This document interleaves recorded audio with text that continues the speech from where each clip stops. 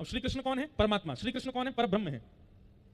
जिनकी भ्रकुटी टेढ़ी करने पर पृथ्वी पर भूचाल आ जाता है वो परमात्मा। उनकी वृंदावन में स्थिति क्या है? बड़ी सुंदर लीला है।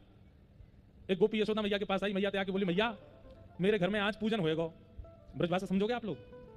मेरे घर में आज पूजन होएगा। मैया बोली अच्छा तो मैया आपके गौशाला में सुरभि गाय है और सुरभि गैया का जो गोबर है ना, उस गोबर में से एक अद्भुत सुगंधी आती है। तो मेरा मन है कि आपकी सुरभि गैया को गोबर में अपने घर ले जाऊं और वही को चौका करूं, तब पंडित जी आके वैदिक मंत्र बोले और अनुष्ठान होएगा घर पे।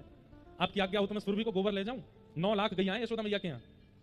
मैया बोली ये कोई पूछने की बात है? अरे गोबर कोई पूछ के लिए हो जाए? सामने गौशाला, इतनी गैया है गोबर कर रही है, जा सुरभि को ले ले, थोड़ा बहुत गोबर ले जा अपने घर।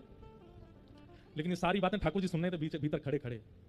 ठाकुर जी निकल के बाहर, मैया जी तेने कहा कियो? मैया बोली कहा तेने वहां गोपी को कैसे कह दे कि तू गोबर ले जा? मैया बोली लाला तू भी ऐसी बात करे, तू तो ऐसे यहां पूछ आगो जैसे वो सोनो ले जा रही हो, चांदी ले जा रही हो, रत्न ले जा रही हो। अरे मैया तू बहुत बोरी है, तू जाने ना है तो को पता हो 33 कोटि देवता गैया में रहे। बोले हाँ बता लक्ष्मी कहां रहे? यशोदा मैया बोली लक्ष्मी तो गोबर में रहे। तो बोले तेने अपनी घर की लक्ष्मी दे दी दूसरी गोपी है और यूं कह रही है सोना तो दियो ना, चांदी तो दियो ना।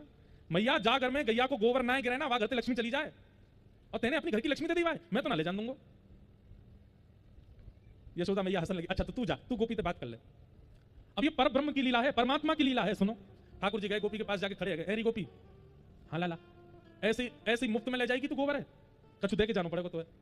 गोपी बोली लाला गोबर की कोई रकम होवे, गोबर को कोई दाम होवे?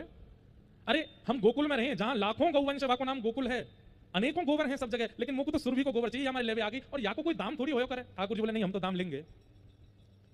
बता गैया कौन की? बोले लाला तेरी। या गैया ने जो चारों खाए वो चारों कौन को? बोले लाला तेरो। वह चारों को पैसा देके खरीद के कौन लाया? बोले हमारे पिताजी। वह चारी को कौन ने खाया? गैया ने। गैया ने खा के भीतर गोबर बनाए के किया, तो गोबर कौन को? लाला गोबर भी तेरो। तो तू कैसे ले जाएगी? छोड़ यहीं पे। नहीं ले जाने दे रहे। गोपी बोली लाला मेरे घर उत्सव होएगा। बोले दाम दे दे और ले जा। बोले कहा दाम दूं तू बता। बोले तू जितनो गोबर ले जाएगी उतनो अपने घर को मक्खन दे जा। हमारे यहाँ गोबर के बदले मक्खन मांग रहे हैं। जितनी परात गोबर ले जाएगी उतनी परात भर के मक्खन दे जा। गोपी बोली लाला मक्खन तो बहुत महंगा होवे, मक्खन की गोबर से कहा तुलना? बोले ना हमारा तो गोबर भी मक्खन के समान है, ना तो कभी रोटी पे चुपड़ के खा लियो, हमारी गोबर है, आनंद आ जाएगा। तो गोपी बोली अच्छा ठीक है मैं मक्खन दे जाऊंगी, मुझे जान दे।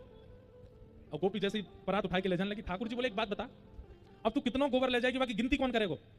गोपी बोली गिनती तो लाला तो ये करनी पड़ेगी। ठाकुर जी बोले भाई मैं अभी तक विद्यालय गया ना हूं, मुझको गिनती आवे ना है, मुझे तो गिनती ना आवे, मैं कैसे करूंगा? गोपी कछु और रास्ता बता, गिनती कैसे होगी? तो गोपी बोली अच्छा लाला एक बात बताओ। बोले हाँ, मैं जितनी परात उठाऊंगी तो जैसे एक परात उठाऊंगी तो वहां मैं तेरे नेक्स्ट 100 गोबर निकाल के तेरे गाल पे चिपका दूंगी, और जितनी बार गोबर ले जाऊंगी उतनी बार गोबर निकाल तेरे मुंह पे चिपका दूंगी, और अंत में यशोदा मैया तू गोबर गिनवा लियो कितनी बिंदी है, उतना मक्खन दे जाऊंगी। ठाकुर जी बोले हाँ जे बात जे बढ़िया। अब गोपी गोबर उठावे, वहां में से नेक्स्ट 100 गोबर को टीपा निकाल के ठाकुर जी गाल पे चिपका दे, ठाकुर जी के माथे पे चिपका दे, हर बार जितनी बार। अब गोपी के काम तो हो चुका पूरा, जितना गोबर चाहिए उतना ले जा चुकी है, लेकिन ठाकुर जी के गाल पर गोबर लगाने में इतना सुख मिल रहा, बार बार आ रही है, यहाँ लगा दे कभी यहाँ लगा दे कभी यहाँ लगा दे कभी नाक के ऊपर। और ठाकुर जी भी इतने आनंद से लगवा रहे हैं कि आज तो मेरे मुंह में पानी आ रहा है, दूसरी गोपी के घर पे मक्खन आवेगा, घर पे आनंद आवेगा। ठाकुर जी इतने प्रसन्न है रहे हैं जैसे कोई बालक को पिताजी कहते हैं चॉकलेट दिलाऊंगा तो बालक उछलने लगता है चॉकलेट मिलेगी, ऐसे ठाकुर जी बड़े आनंद में आज हमारे घर दूसरी गोपी के घर पे मक्खन आवेगा। कमी नहीं है घर में, लेकिन बच्चों का स्वभाव है दूसरे के घर की सामग्री ज्यादा बढ़िया लगती है।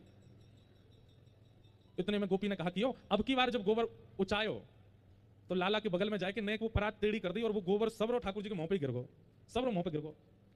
जैसे ही मुंह पे गोबर गिरो ठाकुर जी दौड़े दौड़े गए, देख मैया देख, या गोपी ने कहा कि देख मेरे संग क्या कर दियो, पूरे ठाकुर जी गोबर में है गए। यशोदा मैया लेके बैठी लाला को अपने सुंदर वस्त्र से जैसे ही मुंह पहुंचने लगी, ठाकुर जी मैया मैया रुक जा, मेरे मुंह मत पहुंचियो। बोले क्यों? छोटी छोटी बिंदी लग रही है भीतर, तेने पहुंच दियो सबरी मिट जाएंगी और फिर गोपी उतना मक्खन ना देवेगी, नेक अचक अचक के साफ कर। यशोदा मैया जोर से हंसने लगी, बोले बारे लाला तेरे घर में घी को कुआ है, तेरे घर में मक्खन के पहाड़ खड़े हैं, लेकिन फिर भी दूसरी गोपी के घर को मक्खन खावे को तू कैसे आदी है? ना भैया तू धीमे ते हटा, बिंदी ने गिन कितनी बिंदी है और उतनी बिंदी मुझको बता दे, मैं बाकी यहां तो मक्खन लेके आऊंगा। ये है ठाकुर जी, ये वो परमात्मा है जिनके मुस्कुराहट से पूरी संसार बन जाता है और जिनके जरा सी भ्रकुटी टेढ़ी करने पर नूतन प्रलय हो जाता है, जिनकी श्वास लेने पर समुद्र में तूफान आ जाते हैं, जिनके बैठ जाने से सूर्यास्त हो जाता है, जिनके खड़े होते ही सूर्य उदय हो जाता है, जिनके नेत्रों पर सारा ब्रह्मांड नृत्य करता है, वो परमात्मा ब्रज में जाकर के ऐसी लीला करते हैं, अपनी प्रभुता भूल जाते हैं, अपनी श्रेष्ठता भूल जाते हैं। क्यों?